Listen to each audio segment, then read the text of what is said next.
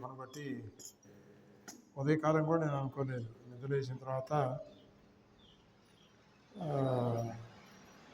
దేవుని సేవకులు వచ్చి ఈరోజు మా మందిరానికి రావాలి అని సెలవిచ్చినప్పుడు దేవుని యొక్క తలంపును బట్టి మరి మీ మధ్యకి రావడం జరిగింది.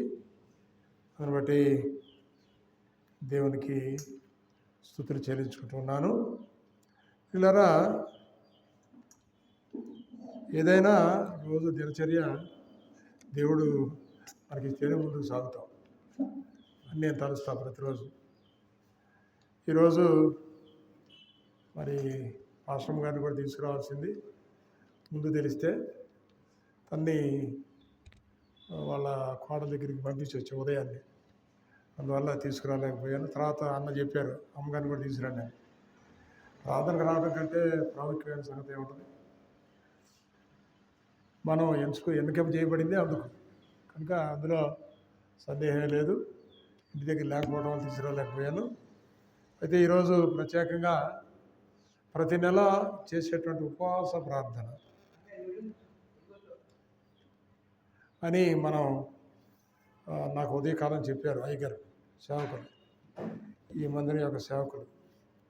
ఈ సేవకులతో నాకు ఉన్నటువంటి అనుబంధం, ప్రేమ, వారి మీద మాకున్నటువంటి మక్కువ, ఇవన్నీ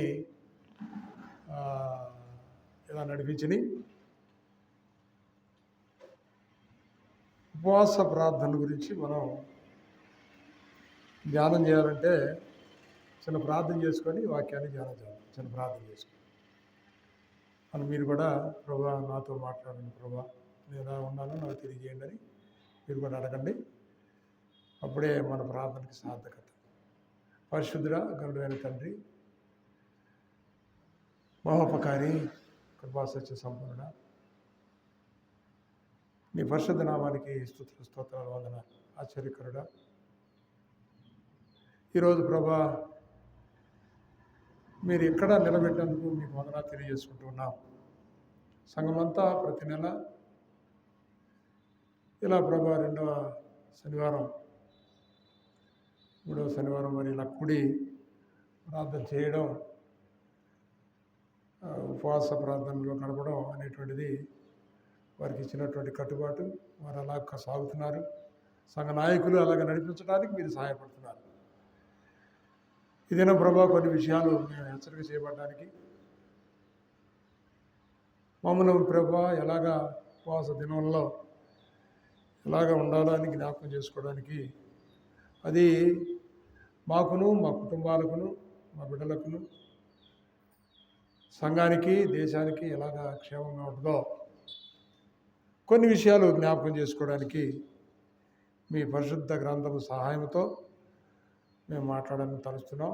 మీరే నా నోట మీ మాట్లాడించండి అయ్యా. మా సొంత జ్ఞానం కాదు కానీ మీరే ప్రభా దర్శించండి ప్రభా. అయోగ్యమైనటువంటి మమ్మలను మీ సిలువ చాటు మరుగుపరచండి. మీ కృపా కాపుదలతో నింపి ఈ సమయాన్ని మీకు అప్పచెబుతుండగా మీరే మహిమ పొందమని యేసు నామమున వేడుకొని ప్రార్థన చేస్తున్నాను తండ్రి, ఆమేన్. పిల్లరా, మనం యెషయా గ్రంథంలో చూస్తే మీకు బాగా తెలిసినటువంటిది, అది ఎప్పుడు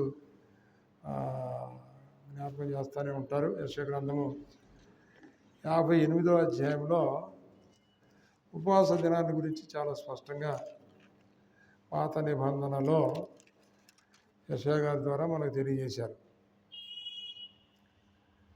3వ వచనం నుంచి నేను కొన్ని విషయాలు చదువుతాను. మీరు జాగ్రత్తగా వినవలసిందిగా, అనుసరించవలసిందిగా, పొందవలసిందిగా కోరుతున్నాను. మేము ఉపవాస దినం ఉండగా నీవెందుకు చూడవు? మేము మా ప్రాణములను ఆయాసపరుచుకొనగా నీవెందుకు లక్ష్య పెట్టవు అని అందరూ. మీ ఉపవాస దినమున మీరు మీ వ్యాపారం చేదురు, మీ పనివారి చేత కఠినమైన పని చేయించుదురు. ఇక్కడ ఒక వచనాన్ని చదివాను నేను. ఉపవాస దినం పాటించేటువంటి మనం దేవుని ఏమడుగుతున్నాం అనేది ఇక్కడ తెలియజేస్తున్నాడు. ఉపవాస దినాన్ని పాటిస్తాం, దేవుణ్ణి అడుగుతున్నావు అంటే నువ్వు ఎందుకు చూడవు? మేము మా ప్రాణములను ఆయాసపరుచుకున్నాం, నువ్వెందుకు లక్ష్య పెట్టవు? ఈ రోజుల్లో ప్రజలు దేవుణ్ణి ప్రశ్నించే వాళ్ళుగా ఉంటున్నారు అనేది యెషయా గ్రంథం ఇప్పుడు పాత నిబంధనలోనే యెషయా ద్వారా తెలియపరిచాడు. రాబోయే దినాల్లో కూడా ప్రజలు ఎలా ఉంటారు? అయితే ఎందుకు లక్ష్య పెట్టట్లేదు అనే విషయం కింద ఆయనే చెప్తాడు. మా ఉపవాస దినమున మీరు ఏం చేస్తారు? మీ వ్యాపారం చేసుకుంటారు, పని వాళ్ళకి కఠినమైనటువంటి పని చేయిస్తుందరు ఈ పనివారి చేత. మీరు కలహపడుచు వివాదము చేయొచ్చు, అన్యాయముగా గుద్దులాడుచు ఉపవాసం ఉంది. ఉపవాసం అంటే దేని కొరకు ఉన్నాం? ఉపవాసం పరిశుద్ధ గ్రంథంలో ఉపవాసం ఉన్నా, ప్రార్థన చేసిన ఒక ప్రత్యేకమైనటువంటి గురి ఉంది. ఆ గురి కలిగి ప్రార్థన చేస్తారు. మనకి ప్రత్యేకమైనటువంటి గురి కలిగినటువంటి ఒక ఆవిడ బాగా తెలుసు కదా. ఎవరావిడ? అన్న. దేవుని మందిరంలోనే ఉందంట. భోజనం చేసిందా? అన్ని రోజులు ఉండి ప్రవక్త ఏమన్నాడు? నువ్వు మత్తురాలు పోయేమో, ప్రార్థనలు అన్నాగా సాగుతున్నావు, భోజనం చేయలేదు, మంచిది తాగట్లేదు, ద్రాక్షరసం పెట్టుకున్నాం. అయ్యా నేను మత్తురాలను కాలేదు, దేవునితో ఏకీపించి ప్రార్థన చేస్తున్నాను, దేవునిలో ఆయన పాదాలు పట్టుకొని ప్రార్థన చేస్తున్నాను. అందుకని మౌనంగా కేకలేయాల్సిన అవసరంలా. పెద్దగా ఏలియా చెబుతాడు కదా, మీరందరినీ బయలుదేరుతారందరినీ కర్మేలు పర్వతాన్ని తీసురండి, అక్కడ మీ దేవుడు గొప్పడం మా దేవుడు గొప్పడం ఛాలెంజ్ చేస్తాను అని.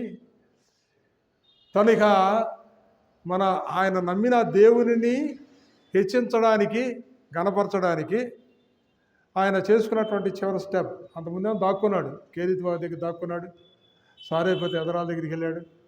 నిన్ను ఎవరు పోషిస్తారో నువ్వు పో, ఇక అక్కడ కాకోలముల చేత, ఇక్కడ ఎదరాల చేత నేనున్నాను, నేను నడిపిస్తాను.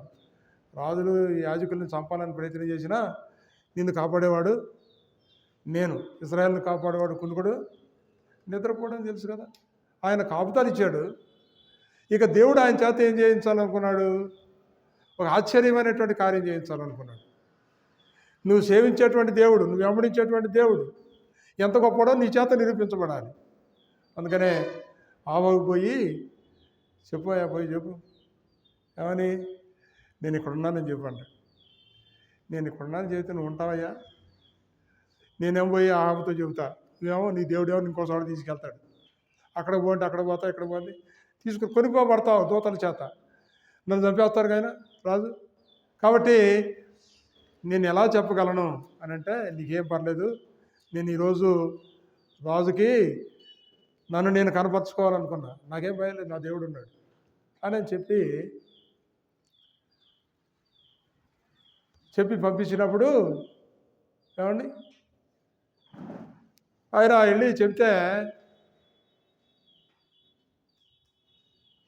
నువ్వేనా ఇశ్రాయేలుని శ్రమ పెట్టేవాడివి అని రాజు అడుగుతాడు.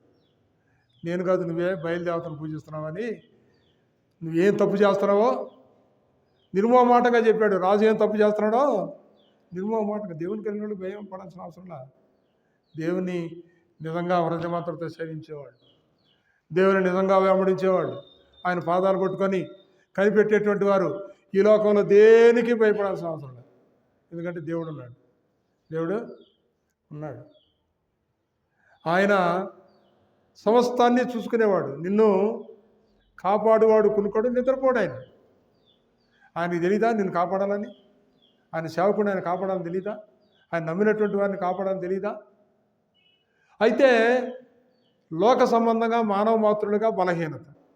అయ్యో నేను ఎంత ప్రార్థన చేస్తున్నాను, ఉపవాసం ఉన్నాను, ప్రతి నెల మందిరంలో వచ్చి కూర్చున్నాను, నా కుటుంబానికి ఈ కీడు కలగల, నాకే ఈ కీడు కలగల అని ఏమంటావు? నువ్వు ఎందుకు ఊరుకున్నావు? నువ్వేం చేస్తున్నావు? నేను ప్రార్థన చేస్తున్నాను. అది ఎవరు చేస్తారు? అన్నీ నువ్వు ఉన్నావా? అసలు ఉన్నావా? ఉంటే కళ్ళు మూసుకున్నావా అని వాళ్ళు రాస్తారు, వాళ్ళు పాడతారు, మనం అటు పాడం. మనం ఏమంటాం? మనకు నా తోడుగా ఉన్నవాడివే, నా చేయి పట్టి నడుపువాడివే అని పాడతాం. అంతేగాని ఉన్నావా అసలు ఎరి పశువులు ఎరి పాటలు మనం పాడం. కనుక క్రైస్తవులకు ఉండవలసినటువంటి మొట్టమొదటి గుణ లక్షణాలు, ఇబ్బందులలో, ఇరుకులలో, బాధలలో, వ్యాధులలో, ఎలాంటి కఠినమైనటువంటి శోధనలు వచ్చినా ఉన్నాడు దేవుడు, నన్ను విడువడు అనాలి. అదే ఉంది కదా పాట, ఉన్నాడు దేవుడు నాకు తోడు, ఎడబాయడన్నడు అనేటువంటి పాట ఉంది కదా. నన్ను విడువడు కష్టాలలోనా, నష్టాలలోనా, వ్యాధులలోనా, బాధలలోనా, ఏమున్నా ఆయన మనకి తోడుగా ఉంటాడు. ఉన్నాడు దేవుడు నాకు తోడు, ఎడబాయడన్నడు నన్ను విడువడు అని గురి కలిగి ఉండాలి. ఊరికే వ్యాకులు పడేవాళ్ళుగా ఉండకూడదు అనేటువంటి సత్యాన్ని జ్ఞాపకం చేస్తున్నాడు. ఇక్కడ ఏం చెప్తున్నాడంటే, మనం 2-3 ఉదాహరణలు చూద్దాం. నువ్వేం చేయాలి అంటే, ఇక్కడ మీ కంఠధ్వనిని పరమున విడబడినట్లుగా మీరు ఎప్పుడు ఉపవాసం ఉండరు అని అంటున్నాడు. 4వ వచనంలో మీరు గుద్దులాడతారని చెప్పి ఆ చివరి మాటలో చెబుతున్నాడు, మీ కంఠధ్వని పరమున విడబడినట్లుగా మీరు ఇప్పుడు ఉపవాసం ఉండరు. అటు ఉపవాసము నాకు అనుకూలమా, అటు ఉపవాసము నాకు అనుకూలమా అని చెబుతున్నాడు. చూడండి, మనం క్రొత్త నిబంధనలో కూడా చూస్తాం. మత్తయి సువార్తలో ఉపవాసం ఉండేటప్పుడు ఏం చేయాలో ఏమండి, క్రొత్త నిబంధన 6వ అధ్యాయంలో 16వ వచనం, మీరు ఉపవాసం ఉండునప్పుడు వేషధారుల వలె దుఃఖముఖులై ఉండకుడి అని చెబుతున్నాడు. ఏదో నేను నీ కొరకు నా దేహాన్ని కృంగ చేసుకుంటున్నాను ఏమండి, జమ్ము వలె మొహాన్ని కిందకు తీసుకొని అసలు ఒక 20 రోజుల నుంచి లంకనం చేసిన వాళ్ళలాగా పీత ముఖం వేసుకొని ముఖం దించుకోవాల్సిన అవసరం. మనం ఉపవాసం ఉంటే మన ముఖాలు వెలిగించబడాలి. ఎందుకంటే వాక్యం చేత పోషించబడుతున్నాం. మనం శరీరాహారం శరీరాన్ని శక్తినిచ్చిద్దామో కానీ మనసుకి ఆత్మకి శక్తినిచ్చేది ఏది? దేవుడే. మనం ఆ దేవుని వెంబడిస్తా ప్రాంతంలోకి వచ్చినప్పుడు మనకెందుకు వేషధారణ అవసరంలా. కాబట్టి ఈరోజు మా చర్చిలో ఉపవాసం అండి, అందుకని ఉదయం నుంచి ఏం తినలా, మంచిలు కూడా తాగల, అందుకని బలహీనంగా బలహీనపడతాడు దేవుడు. కాబట్టి నిన్ను నన్ను బలహీనపడతాడా? మేము కూడా తినలా, మేమన్నా బలహీనపడ్డావా? అన్న ఉపవాస ప్రార్థన చేసి ఏం చేయాలి? నేను కూడా అలానే రావాలి. కానీ ఏదో కాఫీ ఇచ్చిందిరండి, తాగాను. మనం దేవుని విషయంలో శక్తి కలిగి ఉండాలి, దేవుని శక్తి కలిగి వెంబడించాలి. అప్పుడే మనం ఎందుకున్నామో అది నెరవేరుద్ది. మన కుటుంబాలు బాగుపడాలన్నా, మన బిడ్డలు దీవించబడాలన్నా, మన మందిరము ఉజ్జీవించబడాలన్నా, వీటన్నిటి గురేంటి? మందిరం ఉజ్జీవించబడాలి. లోకస్వార్తలో అన్న ఎన్ని సంవత్సరాలు ఉంది మందిరంలో? ఎన్ని సంవత్సరాలు? 84 సంవత్సరాలు. భర్త చనిపోయిన తర్వాత 84 సంవత్సరాల నుండి యేసయ్య వచ్చినప్పుడే మందిరంలో, ఆ సమయంలోనే ఆమె ప్రవేశించి ఏం చెప్పిందంట? ఏం చెప్పింది ఏమండి? అక్కడ మనం లోకస్వార్త 2వ అధ్యాయంలో చూస్తాం. యెరూషలేము విమోచన కొరకు కనిపెట్టే వారికి ఈయన గురించి వివరించిందంట. చూసింది అప్పుడేగా. చూసింది ఎప్పుడు? అప్పుడే ఆలయంలోకి ప్రవేశించి చూసింది. ఆలయంలోకి ప్రవేశించి చూసింది. చూసినటువంటి వ్యక్తి ఏమని చెప్పిందంట? యెరూషలేము విమోచన కొరకు కనిపెట్టే వారికి ఈ వచ్చిన బాలుని యొక్క విశిష్టతను గురించి చెప్పిందంట. ఏం తెలుసో ఈమెకి ఈయన గురించి ఆలోచన చేద్దాం. నీకు దేవుని గురించినటువంటి మర్మాలు బయలుపరచబడాలంటే నీ హృదయం దేవునితో మమేకం కావాలి. నువ్వేం చేయాలి? ఏకాంతంగా నువ్వు గదిలోకి వెళ్ళి తలుపేసుకొని ప్రార్థన చేయాలి. మా ఊర్లో పాపట్లో నేను ఒక ఆయన చూశాను. ఆయన తెల్లారగట్ట డాబా మీదకి ఎక్కి పెద్ద పెద్ద కేకలేసి ప్రార్థన చేస్తాడు. ఉదయాన్నే లేచి మొంగొడుకొని కర్ర తీసుకు బయలుదేస్తాడు. ఆయన దళారి, కేజీలను కొనటం అమ్మటం చేస్తాడే, ఆ పని చేస్తాడు. ములుగారు తీసుకు బయలుదేరతాడు. ఏం చెబుతాడు? ఒక దగ్గరికి వెళ్ళి, అబ్బో ఈ గేదండి ఎంత పాలిస్తుందో అసలు చూడండి అసలు అని దాని విశిష్టత ఉన్నది లేనిదంతా కల్పించి అతను కొనేట్టుకు చేసి ఇతని దగ్గర లాభం సంపాదించుకుంటాడు, కొన్నవాడి దగ్గర లాభం సంపాదించుకుంటాడు. రాత్రి చేసినంత ప్రార్థనంతా ఏమైంది? తెల్లారగట్ట కేకలేసేవే మేడ మీద, అదంతా ఏమైంది?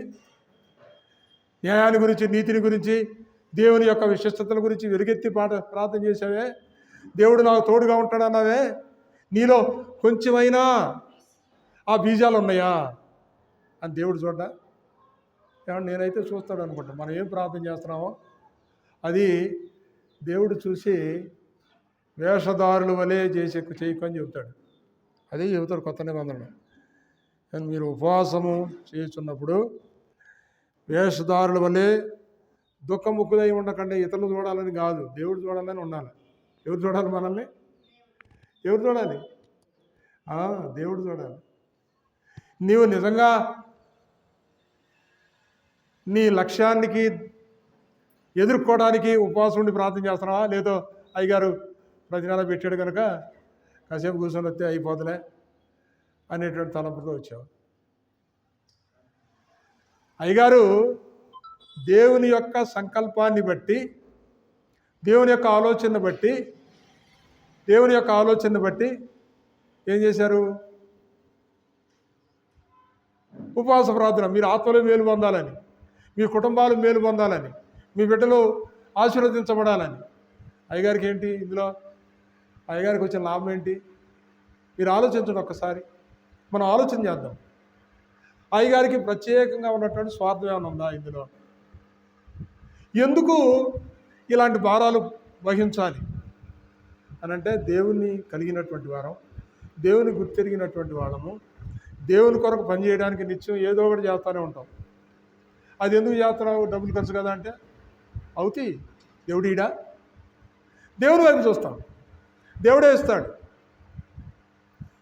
ప్రియమైనటువంటి వాళ్ళరా, అందుకనే మనం ఉపవాస ప్రార్థనలో మేలు పొందినటువంటి వాళ్ళు కొంతమంది జ్ఞాపకం చేసుకుందాం. దానిలో మనకి బాగా గుర్తొచ్చేటువంటిది, తన జాతి కొరకు, తన జాతి క్షేమం కొరకు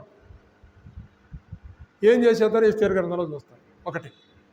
రెండవది, తన పట్టణము కాపాడబడ్డానికి ఉపవాస ప్రార్థన చేసినటువంటి ఆ ప్రజల యొక్క ఉపవాస ప్రార్థనని మనం యోనా గ్రంథంలో చూస్తాం. జరిగినటువంటిది ఏందో చూస్తాం. చెప్పాల్సినటువంటి ప్రవక్తకే అనేక అనుమానాలు, వీళ్ళు బాగు చేయటం నాకు ఇష్టం లేదు, వాళ్ళు మీకు మనకు వ్యతిరేకులాళ్ళు అని నేను వెళ్ళన్నాడు తర్షీస్కి. ఏమండి, పోనంటే దేవుడు ఊరుకుంటాడా? ఎట్టి పరిస్థితుల్లో మనం తీసుకెళ్తాడు. ఒకవేళ నేను డబ్బులు కాపాడుకుందాం, నా డబ్బులు బ్యాంకులో వేసుకుందాం, ఏదైనా చేద్దాం, అది అభివృద్ధి చెందుతూ ఉంటాయి అనుకొని నేను దేవుని పనులు చేయకుండా ఉంటే అవి నేను సక్రమంగా వాడుకోగలనా? ఏదో ఒక జబ్బో ఏదో ఒకటి వస్తుంది, ఈ దాచిపెట్టుకున్నంత తీసుకెళ్ళి అన్యులైనటువంటి వారికి దారి పోస్తాం. దేవుడు ఏం చెబుతున్నాడు? నా కొరకు పని చేయాలంటే నువ్వు నా పని చేయాలి, నువ్వు మేలు పొందాలంటే నా కొరకు పని చేయాలి, నా కొరకు పని చేయాలి. నేనే పట్టణానికి పోమన్నాడు. ఈయనేమన్నాడు? నేను తర్షీసుకు పోతాను అన్నాడు. నీ ఇష్టమా? ఎందుకు యోనాను గురించి చెప్తున్నానంటే, యోనాను యేసుక్రీస్తుకు సాదృశ్యంగా చెప్పారు కనుక కొరతనే వాదాలు. పునరుద్ధారుడైనటువంటి 3 దినాలు సమాధిని గెలిచినటువంటి యేసుక్రీస్తుకు సాదృశ్యంగా యోనానికి జ్ఞాపకం చేసుకుంటాం అనుకో, యోనానికి జ్ఞాపకం చేస్తున్నాను నేను. ఆయన ఒక్కరోజే ప్రకటించాడు. ఎన్ని దినాలు ప్రకటించేయమన్నాడు దేవుడు? ఎన్ని దినాలు చేయమన్నాడు?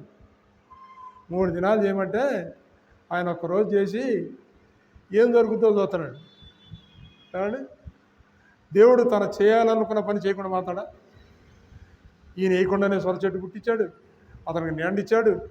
ఏమండి, అది చక్కగా నినివే పట్టణం కాపాడబడడానికి దేవుడే సహాయం చేశాడు.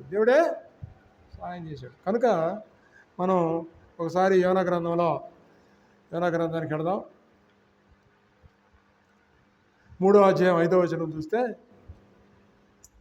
యోనా గ్రంథం 3వ అధ్యాయం 5వ వచనంలో ఒకసారి చదవనమ్మా. నినివే పట్టణపు వారు ఏం చేశారంట? ఈయన ప్రార్థన చేస్తే దేవుని యందు విశ్వాసముంచి ఉపవాస దినమును చాటించి. కరెంట్ లేదులేమ్మా. ఏమనమ్మా? గనులేమి అల్పులేమి అందరూ ఏం చేశారంట? గోనెపట్ట కట్టుకున్నారంట. అంటే గోనెపట్ట దీనత్వానికి గుర్తు. గోనెపట్ట దేనికి గుర్తు? దీనత్వానికి. గోనెపట్ట కట్టుకోమని కాదు. ఇప్పుడు ఏదో పైనుంచి కింద దాకా గోనెపట్ట గుడుచుకొని వేసుకున్నంత మాత్రాన నువ్వు దేవునికి ప్రియమైనటువంటి వాడివి, దేవుడు నిన్ను ఆకాశానికి ఎత్తాడు అనేటువంటిది బయటికి కనపరచు. వేషధారుల వలె అంటున్నాడు. వేషధారులు చాలామంది తయారయ్యారు. వాళ్ళు చేసే పనులేమో దేవునికి వ్యతిరేకమైనటువంటివి ఉంటాయి. పైకేమో చాలా భక్తి గలవారి వలె కనపడతారు. మనకి ఏ సమస్య వచ్చినా, ఏ అనుమానం వచ్చినా మొదట ఎవరిని అడగాలి? దేవుణ్ణి అడిగితే నీకు సమాధానం ఇస్తారు. మనుషుల్ని అడిగితే ఈయన చెప్పేది నీకు నచ్చవచ్చు, ఆయన చెప్పేది నీకు నచ్చకపోవచ్చు, ఈయన చెప్పేది నీకు నచ్చకపోవచ్చు. భిన్నాభిప్రాయాలు ఉంటాయి మనుషులు చెప్పినటువంటి ఆన్సర్స్లో. కానీ నీకు వచ్చినటువంటి అనుమానం కరెక్ట్గా నివృత్తి కావాలంటే నీ దేవుడే. నువ్వు ఎవరినైతే నమ్ముతున్నావో, నువ్వు ఎవరినైతే విశ్వాసం ఉంచావో, ఎవరినైతే నీ సొంత రక్షకుడిగా అంగీకరించావో ఆయన దగ్గర అవసరమైతే ఉపవాసం ఉండి ప్రార్థన చేయాలి. ఒక మాట చెప్పారు, నిన్నే పట్ల నాశనంగా పోతుంది అగ్నిగంధకం చేత అంటే, గనులేమి అల్పులేమి అందరూ కిందకి దిగి ఏం చేశారంట? గోనె పట్ట కట్టుకొని బూడిద రాసుకొని ప్రార్థన చేశారు. ఎంత దీనత్వం వచ్చిందండి.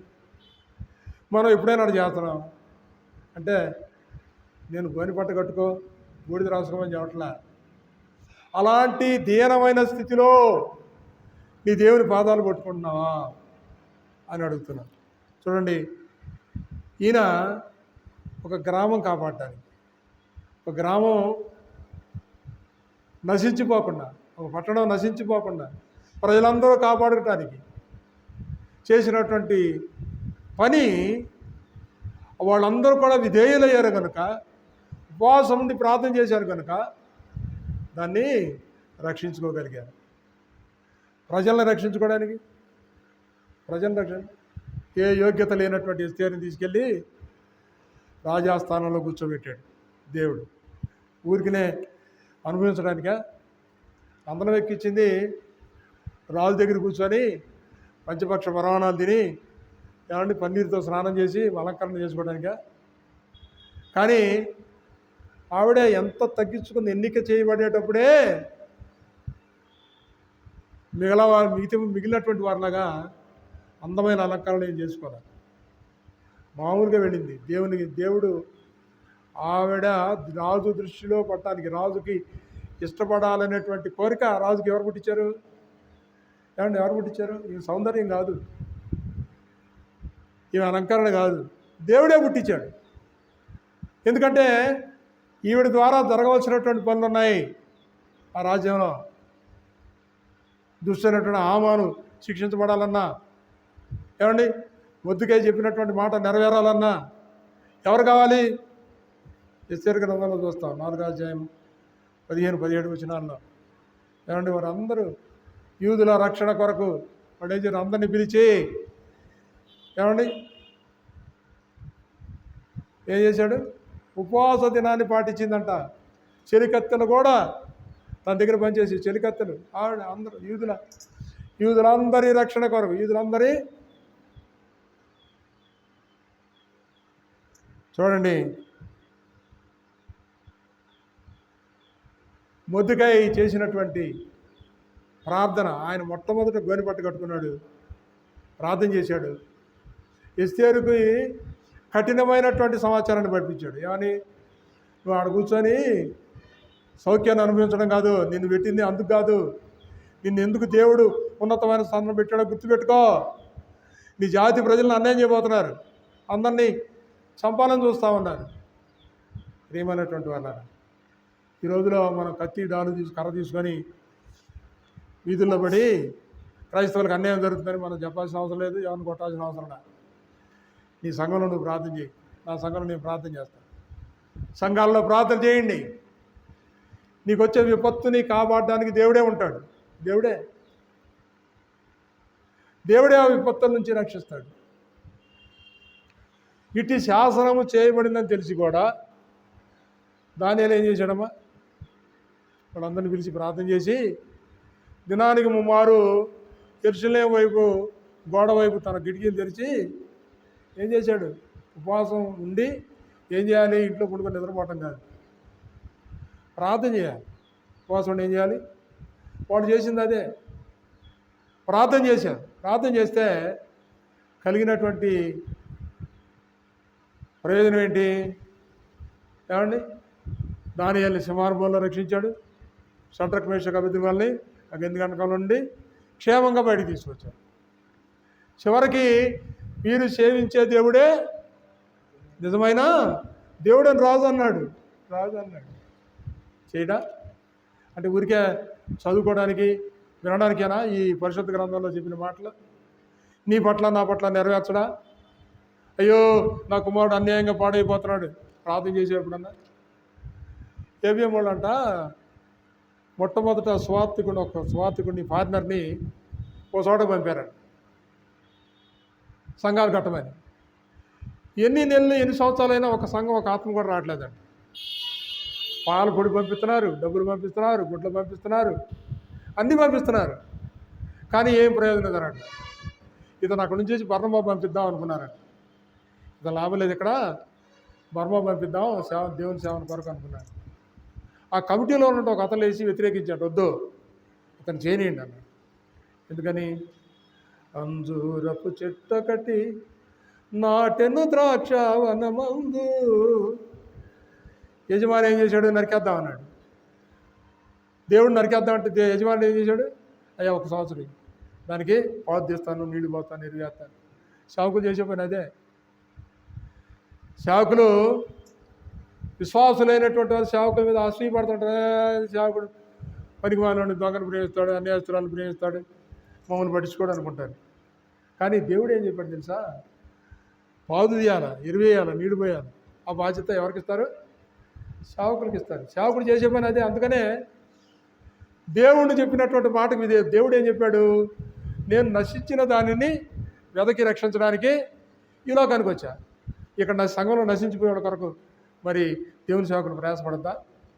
దేవుడు ఎందుకు వచ్చాడో ఆ కార్యం నెరవేరాలి అంటే దేవుని సేవకులు ఆ వైపుగా గురి కలిగి నడవాలి. దేవుడే నడిపిస్తాడు, అందుకనే వాళ్ళని ప్రేమిస్తాడు. ఈయన డబ్బులు ఇచ్చేవాళ్ళని ప్రేమిస్తాడు, మంచి ఆస్తి పరులను ప్రేమిస్తాడు, ఏమండి ఉద్యోగస్తులను ప్రేమిస్తాడు అని అనుకోవడం అపోహ. ప్రేమించడం దేవుని ప్రేమను వారికి కనపరచడానికి వాళ్ళని ప్రేమిస్తారు. దేవుని ప్రేమ వచ్చిన తర్వాత నీకంటే తక్కువగానే చూస్తాను. నీకంటే నీకున్న ప్రయారిటీ నీకుంటుంది, వారికి ఉన్నటువంటి ప్రయారిటీ తర్వాత దేవుడే ఇస్తాడు. అంతేగాని జీవితాంతం వాళ్ళని ఉన్నతమైన స్థితిలో దైవసేవకుడు ఎప్పుడు చూడడు. ఈ విషయాలు చాలా స్పష్టంగా తెలుసుకోవాలి. ఈ ఉపవాస దినాన్ని వారు ఏం చేస్తారంట? ఏమండి? ఎస్తేరు ఏం చేసింది? తన చెలికత్తెలు ఉన్నవారందరినీ కూర్చి ఉపవాస దినాన్ని పాటించి ప్రార్థన చేస్తే జరిగినటువంటి ప్రయోజనం ఏంటో తెలుసా?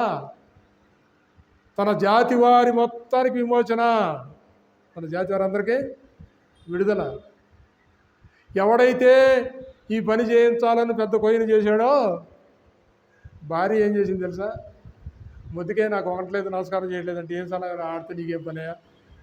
అందరూ దేశం అంతా నేను చూడగలే నమస్కారం అన్నారుగా, అది జాలదా ఆడు పెట్టకపోతే నష్టమా అని చెప్పాల్సిన ఆవిడ వాడు పెట్టలేదా, పొయ్యి చేయి. వాడు నా పొయ్యి మీద తప్పుడు సలహాలు.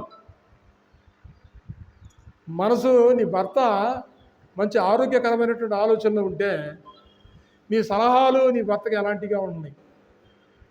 రక్షించేవిగా ఉన్నాయా, పాడు చేసేవిగా ఉన్నాయి?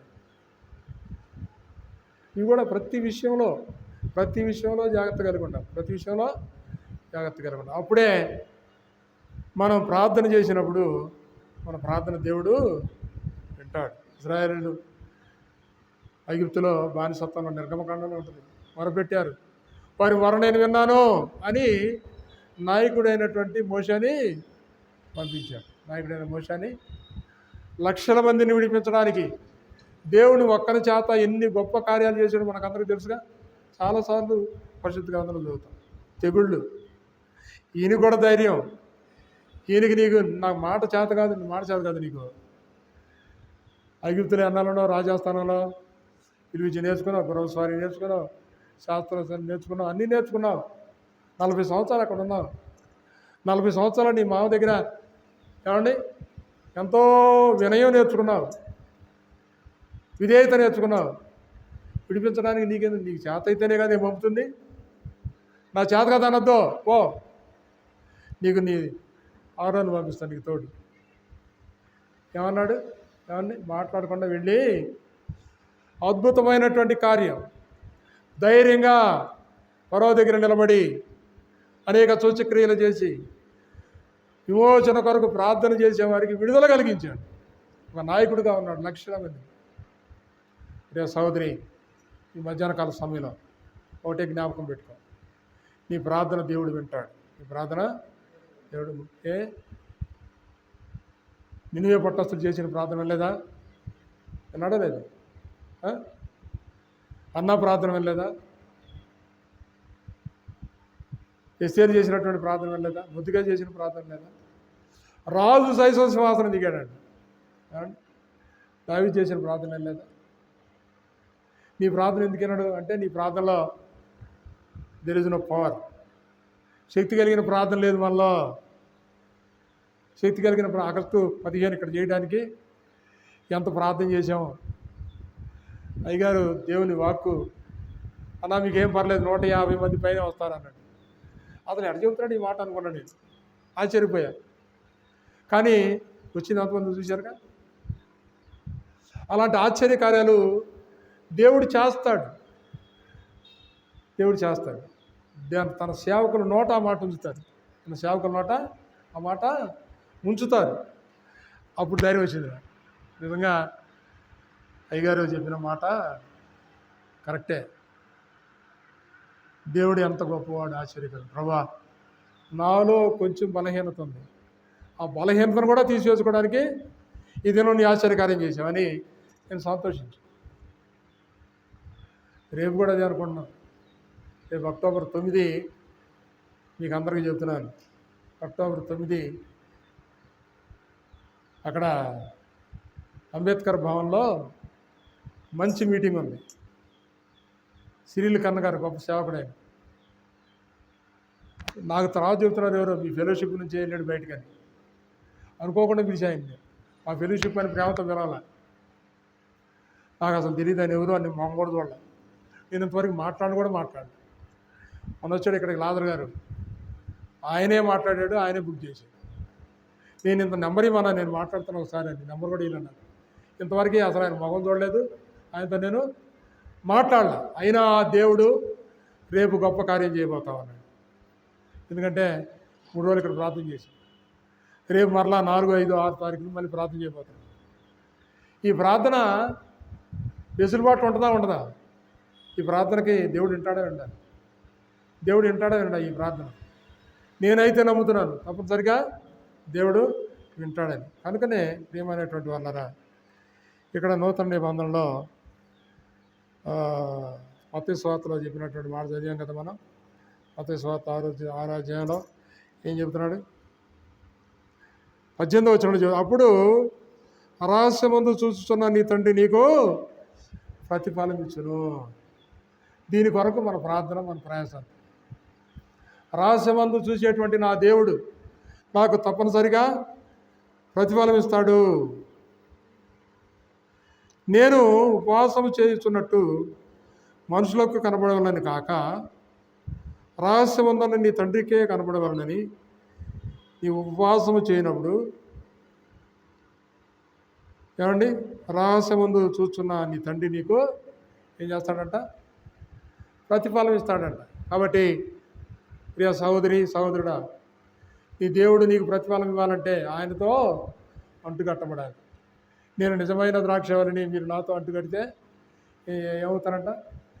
బహుగా ఫలిస్తారు. బహుగా ఫలిస్తారంటే ఆయనతో అంటుకట్టబడాలి. అంటుకట్టడం అంటే ఏంటి? అంటుకట్టడం అంటే మీకు తెలుసా? దీని గురించి మా బాపట్ల సుబ్బారెడ్డి గారిని ఒక ఆయన ఉన్నాడు, మా సహవాసంలో సేవకుడు. ఆయన ఏజీ కాలేజీలో అంటుకట్టే పనిలోనే ఉంటాడు, ఆ డిపార్ట్మెంట్లో పనిచేస్తాడు. దాని గురించి కనీసం ప్రతి ఉపవాసం మీటింగ్లో ఆయన చెప్పే ప్రసంగంలో ఖచ్చితంగా ఉంటుంది, అంటుకట్టబడుట అనే దాని గురించి చెబుతాడు. నువ్వు నీ దేవునితో అంటుకట్టబడుతున్నావా? అంటుకట్టబడాలంటే ఏం చేయాలి? నువ్వు చెక్కబడాలి. చెక్కబడి దేవునిలో కలిసిపోవాలి. దేవునిలో కలిసిపోవడానికి ఆ కొమ్మను అందుకనే ఆయన చీల్చబడ్డాడు, అందుకనే ఆయన గాయపరచబడ్డాడు. నిన్ను ఆయనలో మమేకం చేసుకోవడానికే ఆయన గాయపరచబడ్డాడు, రక్తం చిందించాడు. నీ కొరకై దీనుడుగా ఆ శిలువ మీద నీ కొరకై నా కొరకై ప్రాణం ఇచ్చాడు. మనల్ని అంటుకట్టబడాలని, మనం ఆయనతో ఆ చీల్చబడినటువంటి దేహంలో నువ్వు చెక్కబడి ఏమంటే చుట్టబడితే ఇక బహుగా ఫలిస్తావు. ఈ రోజుల్లో మామిడి చెట్టుకి వేరే కాయలు పండిస్తున్నారు, ఇంకొక చెట్టుకి ఇంకో కాయలు పండిస్తున్నారు. ఎట్లా? హావు అదేమన్నా ఆశ్చర్యకార్యమా? మెరికలా? అంటుకట్టాలి, దానికి అంటుకట్టాలి. దాన్ని సైన్స్ చదివినటువంటి వారికి బాగా అర్థమవుతుంది. దేవునితో అంటుకట్టబడితే నువ్వు బహుగా ఫలిస్తావు అనేటువంటి విషయాన్ని జ్ఞాపకం చేసుకొని మనం ఉపవాసం ఉండాలి. ఇతరులకు కనబడాలని మనం ఉపవాసం ఉండకూడదు, దేవునికి కనబడాలని ఉండాలి. కార్యాలు సఫలమయ్యేంత వరకు ఆయన పాదాలు విడవకూడదు. కార్యాలు సఫలమయ్యేంత వరకు దేవుడు ఏం చెప్పాడు? అది మొద్దుకై ఒక ఆజ్ఞ జారీ చేశాడు. ఎస్తేర్ దిగింది. ఏమండి? శ్వాసను దిగింది, చిలికెత్తని పిలిచింది, అందరిని పిలిచింది, ప్రార్థన చేసింది. యూదులందరూ విడిచిపెట్టబడ్డారు.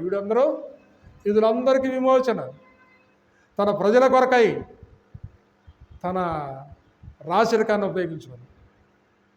అంతేగాని నేను రాణిని కదా అని గర్వించను,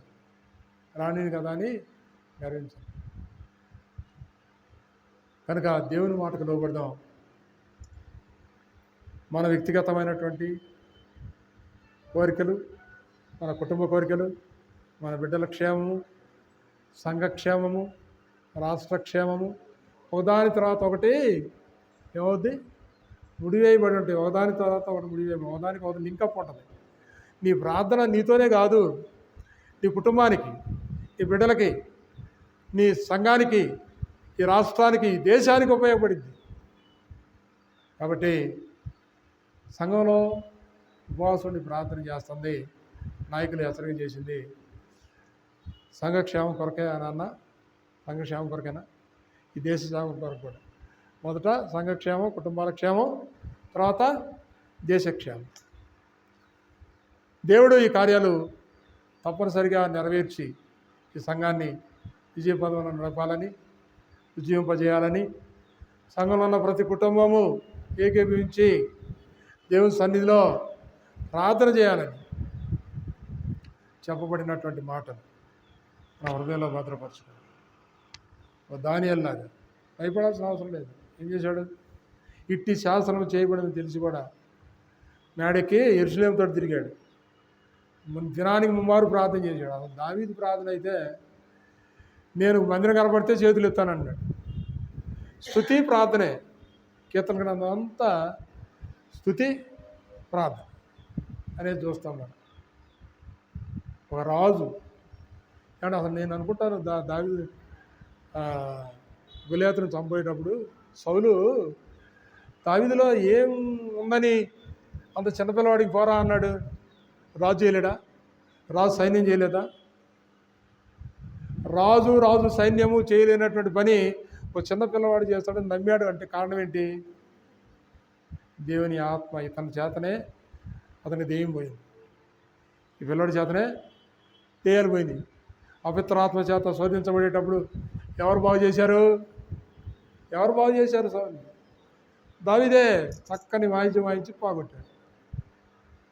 ఇతరులో ఎంత శక్తి ఉందో ఎరిగినటువంటి వాడై ఇది చూశాడు ప్రత్యక్షంగా. అతను చెప్పిన మాటలు విన్నాడు. నా మంద మీదకి సింహం వస్తే చీల్చేశా. మాట చెప్పకుండా నమ్ముతావా? అరే నాయన, వాడి పల్లెం కూడా మొయ్యలేవు, నువ్వు వాడి కట్గాను కూడా మొయ్యలేవు, నువ్వు వాడితో యుద్ధం చేయటం ఏంటంటే దేవుడు చేయిస్తాడు. నా వెనకాల నాకు ఎవరున్నారు? నా దేవుడు ఉన్నాడు తోడు. కాబట్టి వాడు 6 జాన్ ఉన్నా పర్లేదు. వాడు సున్నతి లేనుడు, వాడేమో సున్నతి లేనుడు, నేనేమో ఒక రక్షించబడినటువంటి విశ్వాసి, బాప్తిసం తీసుకున్నటువంటి విశ్వాసి. ఒక బాప్తిసం తీసుకొని అన్యురాలైనటువంటి నీ పక్కన ఉన్నటువంటి వాళ్ళకి భయపడటం అనేది చాలా సిగ్గుపడాల్సిన విషయం. అది అంటే నీలో ప్రార్థన సరిలేదు, నువ్వు దేవునికి చేయవలసిన విధంగా ప్రార్థన చేయట్లేదు అనే విషయాన్ని గుర్తెరిగి ఎక్కడి నుంచి అయినా నీకు ఏదన్నా నీ పక్క వాళ్ళతో అనుకోని సమస్య వస్తే బెండ్ ఎవరిని నీ మోకాళ్ళంచు ప్రార్థన చేయి.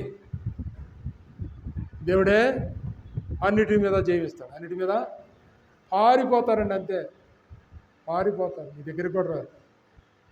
అది మేము విద్యావని పరిచయంలో చూసాం. హైదరాబాద్లో ఒక స్కూల్కి వెళ్ళాం బైబిల్స్ పంచుదామని. నేను కాదులే, మా వాళ్ళు పంచుతుంటే ఆర్ఎస్ఎస్ వాళ్ళు ఆపారు. పంచడానికి వెళ్ళేదన్న ప్రిన్సిపాల్ కూడా ఏం చేస్తాడు? వీళ్ళందరూ వాడు ఫీజులు కడితేనే అది నడుస్తుంది. సరేలేయా అని ఆడ పెట్టేళ్ళండి, నేను పంచుతానే అన్నాడు. ఈడ కూర్చుని ఆయన ఇది చదువుతున్నాడు, ఆయన పట్టుకుని దేవుని వాక్యం ప్రిన్సిపాల్ గారు. కొంతమందికి పంచారుగా, ఆ పంచిన వాళ్ళు కొంతమంది పిల్లలకి స్వస్థ వచ్చింది. వాళ్ళు వచ్చి ప్రిన్సిపాల్ దగ్గర కూడా చేశారు, ఈ సార్ అందరికీ ఏమన్నా సార్ మేము బాగుపడ్డాను. ఇక అప్పుడు ప్రిన్సిపాల్ గారు మళ్ళీ గిద్యోనికి ఫోన్ చేసి, గిద్యోన్ పంచిన వాళ్ళకి ఇక్కడ 300 పెట్టారు కదా, ఇంకా 300 తీసురండి, అన్నీ పంచుదాం అని అంటే, వాళ్ళు అక్కడ ప్రార్థన చేస్తున్నారు 3 రోజులు. ఈ స్కూల్ ఎందుకు తిరస్కరించిందా, వీళ్ళ దగ్గర నుంచి రావాలి, ఇక్కడ ఖచ్చితంగా పంచాలని ప్రార్థన చేస్తున్నారు. ఆ ప్రార్థన దేవుడిని, ప్రిన్సిపాల్ని, పిల్లల్ని ప్రేరేపించి మళ్ళీ ఫోన్ చేస్తే ఏమైంది తెలుసా, అవి తీసుకొని వెళ్ళారంట. వాళ్ళు వస్తున్న సంగతి తెలిసి లోపలికి వెళ్ళారని తెలిసి ఎవరైతే మొదట ఆటంకపరిచారో వాళ్ళు మరలా స్కూల్లోకి రావాలని ప్రయత్నం చేస్తే గేటు దాటి ఒక అడుగు కూడా వేయలేకపోయారంట. గేటు దగ్గరికి వచ్చి ఖాళీ అయిపోతుంటే ఖాళీ వేయలేకపోతున్నారు. ఎలా సాధ్యం అది? డ్యూ టు ప్రేయర్, ప్రార్థన. నీ ప్రార్థన ప్రతి విషయంలో నీకు జయిస్తుంది, నీ కుటుంబాన్ని ఫలింపజేస్తుంది, నిన్ను ఫలింపజేస్తుంది, ఏమంటే నీ సంఘాన్ని ఉద్యోగపరుస్తుంది. ప్రతి విషయంలో జయమే చూస్తాం. ఈ విషయంలో ఇలాంటి వ్యక్తిగత అనుభవాలు చాలా ఉన్నాయి, కానీ నేను అవన్నీ ప్రస్తావించను. కాబట్టి మీరు ఒక్కటే నేను తెలియజేస్తున్నాను, ప్రార్థన వలన సాధ్యము కానిది ఏది లేదు అనేటువంటి విషయాన్ని జ్ఞాపకం ఉంచుకొని ఉపవాసం ఉండి ప్రార్థన చేస్తే ఇంకా స్ట్రాంగ్, అంటే మంచి యాంటీబయాటిక్ వేసుకున్నట్టు ట్యాబ్లెట్. జ్వరం వచ్చింది, 600 పవర్ పారాసెటమాల్తో పాటు ఏమిస్తాడు, యాంటీబయాటిక్ కూడా పట్టిస్తాడు. అవి 2 వేస్తేనే తట్టుకొని నిలబడతాం. అలాగే నీ ఉపవాసము పారాసెటమాల్ అయితే నీ ప్రార్థన యాంటీబయాటిక్ కావాలి. ప్రార్థన ఏం కావాలి? యాంటీబయాటిక్ కావాలి. ఎప్పుడైతే అలాగా చేయగలుగుతామో తప్పనిసరిగా మన కుటుంబాల్లో జయం చూస్తాం, పిల్లలు ఫలిస్తారు. ఏమండి, మా ఇంట్లో మా అమ్మా నాన్న చేసిన ప్రార్థన 6 ఉద్యోగస్తులు అయ్యాం. అంటే మేము చదువు మా గొప్పతనమా? 6 పిల్లలు మేము, 3 అబ్బాయిలు 3 అమ్మాయిలు. అందరూ ఉద్యోగస్తులే. చిన్నవాడు ఒకటికి ఏమో వ్యాపారం ఇచ్చాం, కాలేజీలు పెట్టి 3 కాలేజీలు, ఐటీ కాలేజీ. దేవుడు ఉన్నాడో లేడు చెప్పండి. దేవుడు ప్రార్థన ఆలకిస్తాడో లేదు. మా అమ్మగారికి ఇప్పుడు కనపడదు. ఆమె ఏం చేస్తుందంటే ఆమెకు వచ్చినటువంటి దేవుని వాక్యాలని జ్ఞాపకం చేసుకొని ప్రార్థనలో గుర్తు చేసి దేవుడికి, అయ్యా పచ్చి గల చోట్ల నన్ను పరుణ చేస్తానన్నావు కదా, 93 సంవత్సరాలు దీర్ఘాయుష్ ఇచ్చావు, ఇంకెన్ని సంవత్సరాలు ఇస్తావో తెలియదు. నేను బ్రతుకు దినాలన్నీ ఏమండి నేను నీకు యోగ్యురాలుగానే ఉండాలి. నా బిడ్డలకు నేను ప్రార్థన కంచె వేసే తల్లిగా ఉండాలి. తల్లులు బిడ్డలకి ప్రార్థన కంచె వేయాలి. ప్రార్థన కంచె వేయాలి. వేస్తేనే లోకంలో నా అపవాది బిడ్డల చెంత రాకుండా, తల్లిదండ్రులు బిడ్డల కొరకు ప్రార్థన చేయకుండా. జ్ఞానేశ్వరి గారి తల్లి ఏం చేసింది అంటే ప్రతి ఒక్కరి దగ్గరికి వెళ్ళి ప్రార్థన చేసేది. అది ఆ సంగతి వాళ్ళకి తెలియదు, వాళ్ళు నిద్రపోతుంటారు. ఈమెమో ప్రతి ఒక్క పిల్లవాడి దగ్గరికి వెళ్ళి మోకరించి ప్రార్థన చేసింది. యోబు గారు ఏం చేశాడు ఏమండి, ప్రతి పిల్లవారి కుటుంబం ప్రతిరోజు బలిచ్చేవాడు. దేవుడు నువ్వు చేస్తున్నావు నీ బిడ్డ కొరకు. ఒక ఆవిడ వచ్చిందంట 9వ మాసంలో, డాక్టర్ గారు చెప్పాడు అమ్మ బిడ్డ ఆటం తిరిగాడు, ఆపరేషన్ చేయాలా అన్నాడు. సరే చేయండి సార్, డబ్బులు ఖర్చు అయితే ఇస్తాంలే అన్నాడు. సరే అప్పుడు డాక్టర్ ఉన్నాడు, చేశాడు. 21 సంవత్సరాల తర్వాత ఎదురు తిరిగితే ఎవడు బాగు చేయాలి? 21 సంవత్సరాలు అయిన తర్వాత ఆ తల్లి వచ్చి, అసలు నా మాట అంటలేదండి, వీడు లోకంలో తిరిగి అట్లా తాగుడు అన్నీ దరిద్రం అంతా నేర్చుకున్నాడు, ఏం చేయాలి? ఎదురు తిరిగాడు, ఏం చేయాలా? ఎవరో అయ్యగారే. దేవుని సేవకుల దగ్గరికి వచ్చి మొరపెట్టాలి. దేవుని సేవకుడు ప్రార్థన చేస్తాడు, నువ్వు ప్రార్థన చేయాలి. నువ్వు కూడా ఈ రెండూ కలిపి ఆ పిల్లవాడిని ఏం చేస్తాయి? సరైనటువంటి మార్గంలో. కనుక ప్రార్థనా విజ్ఞాపనల చేత మనం కట్టబడాలి. ఈ మధ్యాహ్న కాల సమయంలో ప్రియమైనటువంటి సహోదరుడు మీకు అందరూ జ్ఞాపకం చేసేది ఏంటంటే 2 ట్యాబ్లెట్ వేయాలి. 2 ట్యాబ్లెట్లు వేయాలి. వేస్తేనే బలం. వేస్తావా 2 ట్యాబ్లెట్? ఇప్పుడు ఒక ట్యాబ్లెట్ వేసావు, ఇంకా 2 ట్యాబ్లెట్ వేయాలి. ఒక ట్యాబ్లెట్ వేసి ఉపవాసం ఉండి వచ్చావు, 2వ ట్యాబ్లెట్లు ఏం చేయాలి? ప్రార్థన చేయాలి. చేస్తావా మరి? ప్రార్థన చేసి కనిపెడితే దేవుడు తప్పనిసరిగా నీ ప్రార్థన ఆలకించి సఫలము చేయును గాక. ఆమేన్ అందాం. ఆమేన్. దేవుని స్తోత్రం. దేవుడి మాటలు దీవించి ఆశీర్వదించును గాక. అయ్యగారికి వందనాలు.